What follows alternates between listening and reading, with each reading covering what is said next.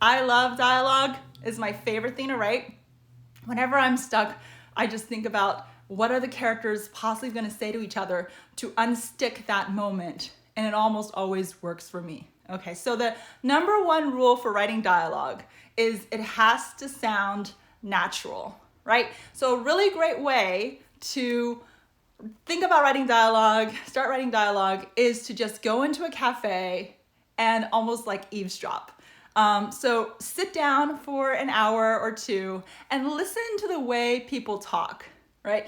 And everybody's different. Some people talk differently when they're teenagers. You know, they have all their like really cool slang versus adults. And so you really have to develop that ear for what do people sound like when they speak? What are they saying? What are the words? What are they likely to talk in, like a run-on sentence? Are they likely to talk in a question, right? And every time it's different. And so you want to go into different environments and observe. Of course, you can also watch TV and movies, which is like the easy way to do it. But the more natural and authentic and organic way is to actually go and see real people and listen to the way they talk. The other thing about the way that people talk is a lot of people will say a lot of stuff. So if you listen to a conversation, there's a lot of talk that's happening before any really interesting thing gets said. So there's a lot of like, hey, Lisa, how are you? I'm fine. How are you? Great. You know, did you see the weather was really awesome yesterday? Yeah, it's really too bad that we can't go out because the weather is so great. I know. I'm so dying to go to the beach. I've got this great new swimsuit, but I can't wear it. Oh my gosh, where did you get your swimsuit? I got it at Bloomingdale's. Oh wow, that I would love to go shopping again. Bloomingdale's is my favorite store. I know, I hear that there's usually a sale at this time, but it's probably closed now. Isn't it terrible that we're all stuck inside? I know, I feel really bored too, but you know what? I love talking to you. It makes me feel so much more connected. Me too, this is awesome. We should do this more often. Okay, that's a conversation that a lot of people would have with their girlfriend or whoever. From that conversation, I would say 85% of it is filler, right? It's just filler. It's like, hi, how are you? The weather is great. We can cut all of that out. So when you're writing dialogue, what you want to do is make it sound natural, but you also want to cut out all the fluff. There's a lot of fluff. Yes, please, by the way, I'm not saying go to a cafe at this moment. We are in quarantine. Don't go to a cafe. I'm saying when the virus is over and we're no longer in shelter in place, then you can go to a cafe. Right now, you can just talk to your friends on the phone and you can still hear the conversations naturally that way, or you can watch TV. Okay, so don't go to a cafe like right now. But I'm saying that in a conversation, there's so much of it that is filler because we don't talk like a novel, right? We talk as humans and we fill the time. And there's a lot of conversation that's just filler. That's just like, hey, how are you? I'm good. How are you? Da, da, da. We want to cut all of that when we're actually writing. So if I wrote that scene, it would literally be, you know, hey, how are you? I'm good. I really don't like being home right now because the virus is really, really lonely. I know, but having you to talk to right now makes me feel less alone. And that's probably all I would keep in that scene if I used it at all. Does that make sense? So we're cutting away most of the conversation and really just drilling it down, keeping the most important parts while keeping it natural to move the story forward. And that's it. This is not a chance for us to rehash what we talked about with our girlfriends last night in novel form, unless it's really useful. Then we can do it. But aside from that, we shouldn't be using that space because again, it's that precious real estate. We always have to be careful with that. Okay, so I'm gonna read you a really great example. So we'll start with parachutes. This is my YA coming out in May. And I'm gonna read you guys a scene. This is a scene where Danny, one of the characters in the story, she's right here. She first learns that her mom is renting out their spare bedroom to this girl, Claire. Okay, as a way to make money. She's renting out the room. Claire is from China. She's gonna come over and she's gonna go to high school here. She needs a place to stay. And so the Dela Cruzes have decided to rent the room. And Danny is not okay with this. She's not on board with this. And she's finding out about it for the first time. So she says, Mom, where are you? I thought you were gonna pick me up today from the agency. They both work at a cleaning agency. Danny's mom says, Danny, come in here and help me. Danny's mom is in the spare bedroom. She's taking out all this junk from under the bed. Danny goes, what are you doing? Mom goes, clearing out this room. Why? And then mom says, I'm renting out the room. Danny's, what? To who? A nice girl from China, you'll like her. She's gonna go to your school. Her parents are paying us $2,000 a month just for her to live with us.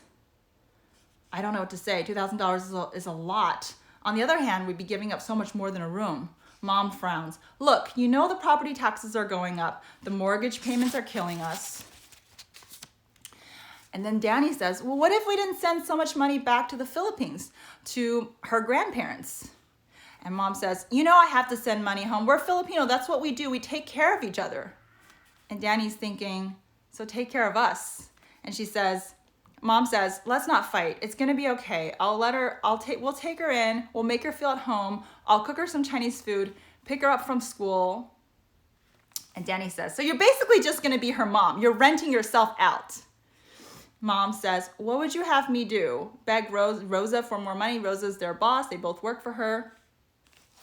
And then Danny says, and they're it's a very tense moment and they're very sad. And Danny kind of wants to cheer her mom up and says, well, you know, my coach is probably going to pick me for this competition.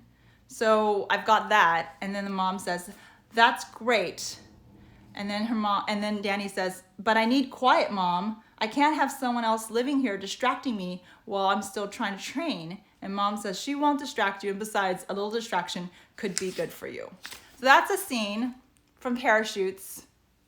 And so basically you've noticed that what I've done is drilled down that conversation. Is probably in real life a much longer conversation. I can see it taking place in like 45 minutes, but we're really drilling it down to the essence, which is Danny's not really happy that mom's running out this room. Mom really needs to make the money for the two of them to put food on the table. So they're gonna do it, but she's got a lot of reservations about that situation. And then the other thing that I want you to notice is not every question that Danny says gets answered by mom, and not every question that mom says gets answered by Danny, right? And this is actually on purpose. If you look at the way people talk, like let's say I asked my son, how was school today? Honestly, like 5 out of 10 times, he doesn't answer, right? Like you guys know what I'm talking about, right? Moms out there, they don't always answer us. But if they say something else, for example, like if they say, oh, what's for dinner tonight? And they're smiling or whatever, it's a good sign that school was good.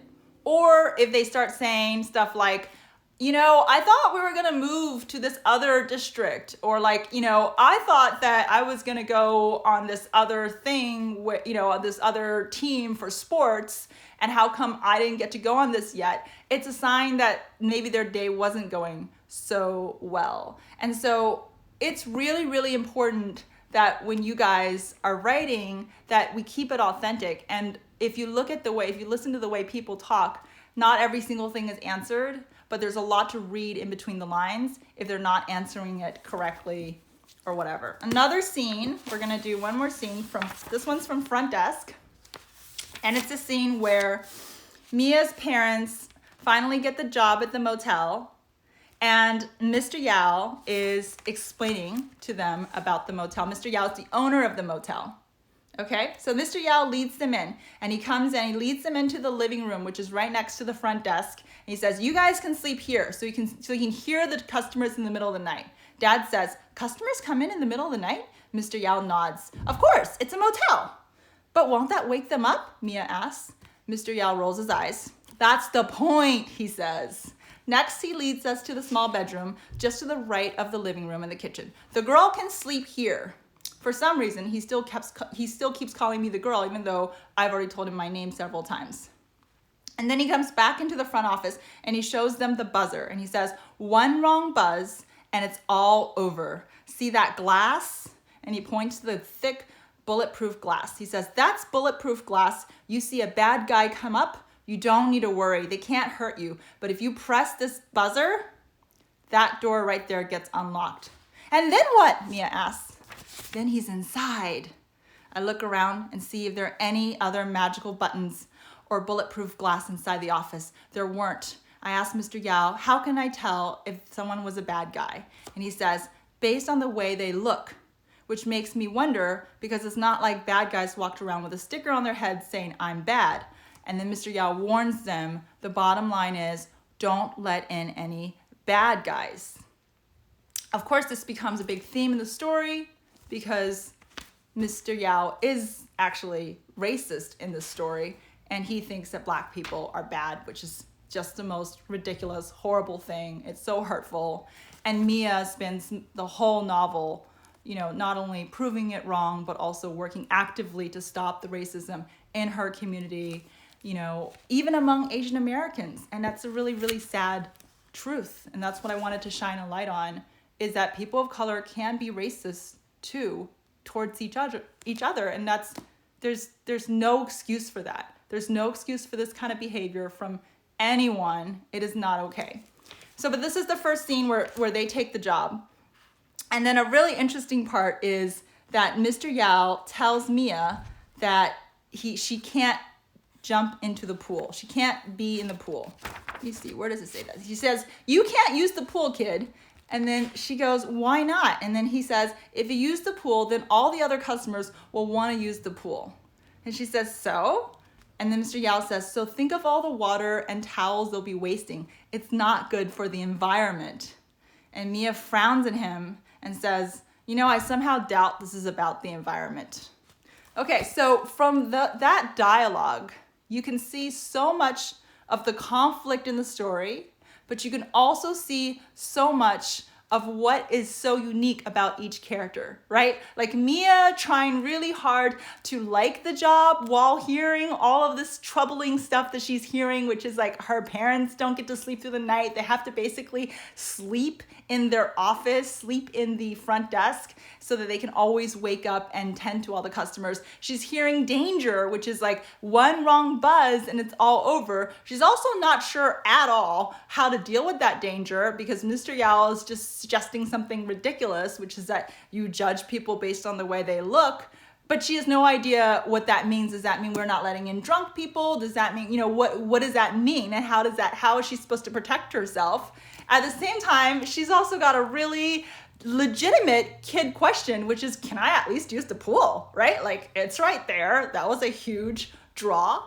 And Mr. Yao's like, no, you can't use the pool, which is so devastating for me as a kid, because imagine living in a motel with a pool and not being able to use it. And so that really sets up a lot of the tension between Mia and Mr. Yao. They're gonna butt heads. She hates him towards the end. She just absolutely grows to hate this guy.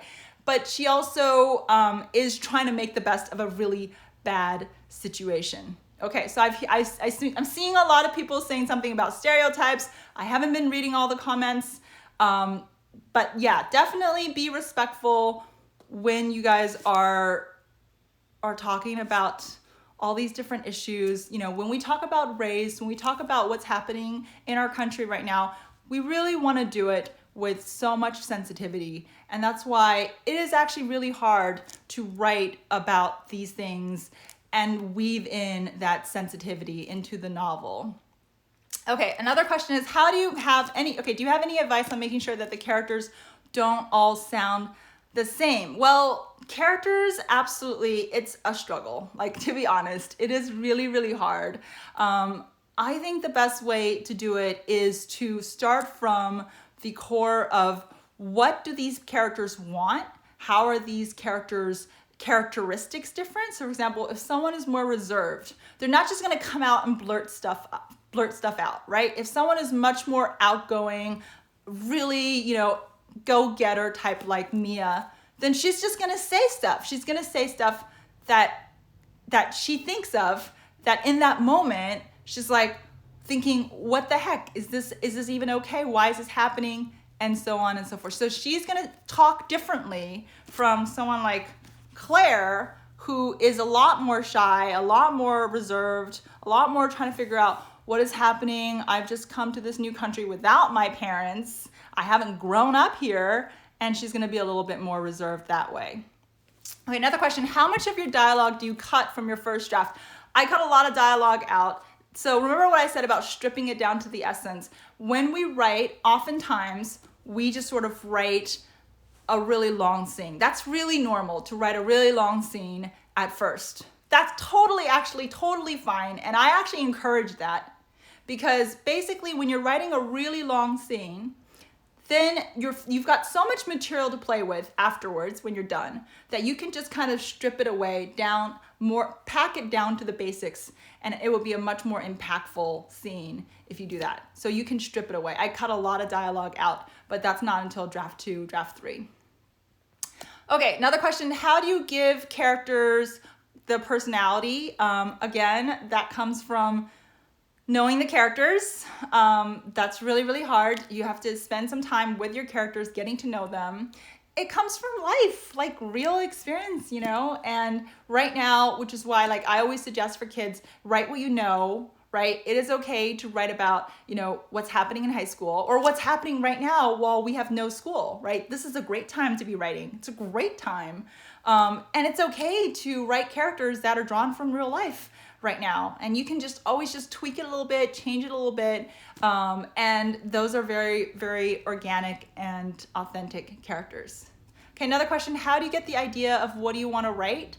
I usually get the idea from when I'm feeling upset about something or when I'm feeling really nervous about something. So when I'm really upset about something, I will start thinking, why am I so upset? And then that'll usually prompt me to sort of brainstorm, oh, it's because this thing is happening right now in our society, which is terrifying.